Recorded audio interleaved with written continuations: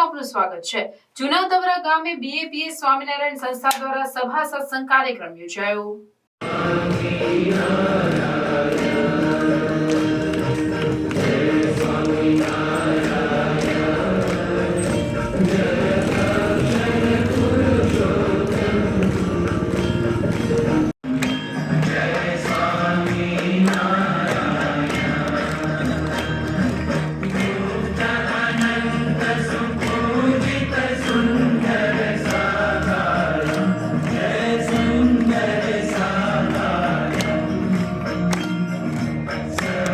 બીજાના ભલામાં જ આપણું ભલું પ્રમુખ સ્વામી મહારાજનું જીવન મંત્ર પર વિશેષ સભાનું આયોજન કરવામાં આવ્યું। સભામાં બીએપીએસ સ્વામિનારાયણ સંસ્થા દ્વારા સમગ્ર વિશ્વમાં થઈ રહેલી સેવા પ્રવૃત્તિઓનું વર્ણન કરવામાં આવ્યું। બ્રહ્મ સ્વરૂપ પ્રમુખ સ્વામી મહારાજ અને વર્તમાન મહંત સ્વામી મહારાજની પ્રેરણા દ્વારા સમગ્ર વિશ્વમાં બીએપીએસ સ્વામિનારાયણ મંદિર દ્વારા થઈ રહેલી સેવાકીય પ્રવૃત્તિઓની વિડીયોગ્રાફી દ્વારા સેવા કાર્યની ઝાંખી કરાવી। ત્યારે જાડેશ્વર બીએપીએસ સ્વામિનારાયણ મંદિરના કોઠારી સ્વામી રાવણ અને શબરીબાઈના દ્રષ્ટાંતો આપી બીજાના ભલામાં આપણું ભલું કેવી રીતે થાય તે બાબતે માહિતી આપી હતી। આ સાથે જ અનેક દ્રષ્ટાંતો આપી આપણે બીજાને મદદરૂપ થઈએ, આપણે બીજાનું ભલું કરીએ તો આપણું ભલું ચોક્કસ થાય છે જેવા અનેક દ્રષ્ટાંતો આપી સભામાં આવેલા લોકોને પ્રેરણા આપી હતી। બીજાના સુખમાં આપણે હંમેશા સુખી રહેવું જોઈએ તો જ આપણે સુખી થઈશું એવું જાડેશ્વર બીએપીએસ સ્વામિનારાયણ મંદિરના કોઠારી સ્વામીએ કહ્યું હતું। બ્રહ્મ સ્વરૂપ પ્રમુખ સ્વામી મહારાજ આધ્યાત્મિક અનુગામી કે બીએપીએસ કે વર્તમાન મહંત સ્વામી મહારાજની પ્રેરણાથી બીએપીએસ સ્વામિનારાયણ સંસ્થા આજે વિશ્વમાં સામાજિક કે આધ્યાત્મિક સેવા કાર્યોમાં દિવસ રાત કાર્યરત છે। આ સભામાં ખૂબ જ મોટી સંખ્યામાં તવરા ગામના ગ્રામજનો બીએપીએસ સંસ્થાના અનુયાયીઓ જોડાયા હતા। રિપોર્ટર કેતન મહેતા, ભરૂચ। एवं अहम शून्य प्रतिभा से ब्रह्म स्वरूप प्रमुख स्वामी महाराज के आध्यात्मिक अनुगामी एवं बीएपीएस के वर्तमान अध्यक्ष गुरुदेव प्रकट ब्रह्म स्वरूप महंत स्वामी महाराज की प्रेरणा एवं मार्गदर्शन से ये संस्था विश्व में सामाजिक और आध्यात्मिक सेवा कार्यों में दिन रात प्रवृत्त ऐसी आध्यात्मिकता से प्रकट होती है निस्वार्थ सेवा भावना सभी के लिए सदा के लिए।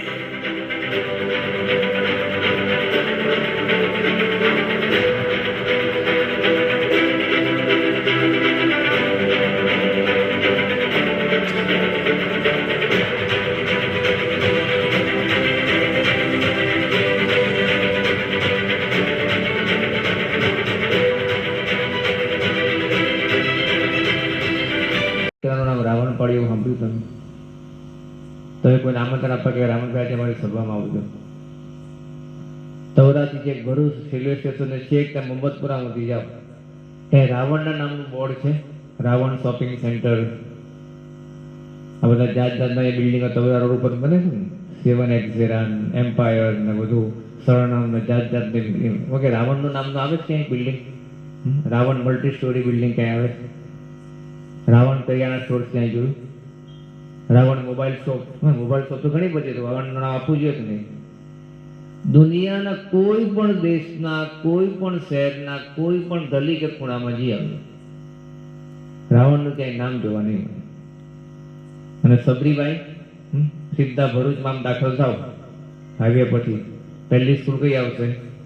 સબરીબાઈ સ્કૂલ। એ ખાલી ભરૂચમાં નહીં, જેટલા શહેરો છે ને એ દરેકમાં સબરીના નામની સ્કૂલો છે। સબરીબાઈ તો અભણ હતા પણ એના નામની સ્કૂલોમાં ભણી લોકો વિદ્વાન થાય। શું હતું? સબરીબાઈ થોડું ઘણું પણ બીજા માટે જીવ્યા, એ રામ માટે જીવ્યા, તો આજે લોકોના હૃદયમાં સ્થાન પ્રાપ્ત કર્યું। એટલે પ્રમુખ સ્વામી મહારાજનું આ સૂત્ર, બીજાના ભલામાં આપણું ભલું, બીજાના સુખમાં આપણું સુખ, એ રામાયણની ઘટનાના 2 પાત્રો આપણને ઘણું બધું શીખવાડી જાય છે।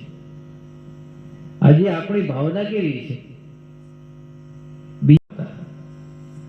હવે રાવણ પાસે જે બુદ્ધિ હતી, રાવણ પાસે જે સંપત્તિ હતી, રાવણ પાસે જે સમગ્ર લંકાનું રાજ હતું, અને સાથે ખાલી લંકા સુધી રાજ નહીં, દેવો ઉપર આધિપત્ય હતું।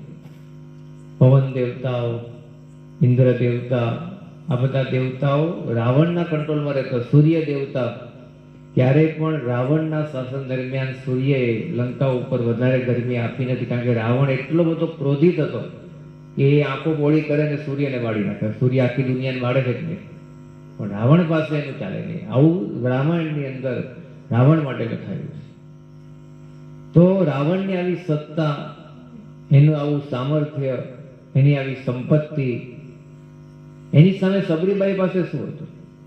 કશું જ નહીં. સબરીબાઈ એક અભણબાઈ હતા. રાવણ પાસે મોટા સોનાના મહેલ, પણ સબરીબાઈ પાસે કાંઈ જ નહીં. રહેવા માટે નાનું ઘાસનું ઝૂંપડું પણ નહોતું. એ જંગલમાં દિવસો પસાર કરતા હતા. રાવણ તો વિદ્વાન હતો, ભણેલો હતો, સબરીબાઈ તો અભણ હતા. તો આમ જોવા જઈએ તો રાવણ અને સબરીબાઈના ક્વોલિફિકેશનમાં આસમાન જમીનનો તફાવત છે. પણ રાવણ કેવળ પોતા માટે જીવ્યો. એને કેવળ પોતાના સુખનો વિચાર રહ્યો, પોતાની જ સત્તાનો વિચાર રહ્યો, પોતાનો જ સ્વાર્થ કેન્દ્રમાં રહ્યો. તો પરિણામ શું આવ્યું? રાવણનો તો નાશ થયો, પણ એના સ્વાર્થને પરિણામે સમગ્ર લંકાવાસીઓ પણ ધીમે ધીમે નાશ પામ્યા. અને એટલું જ નહીં, આજે એ ઘટનાને 21 લાખ વર્ષ થયા. રાવણને કેટલા યાદ કરે છે? તમે જુઓ, રાવણ નામ તમે તવરા ગામમાં ક્યાંય જોયું?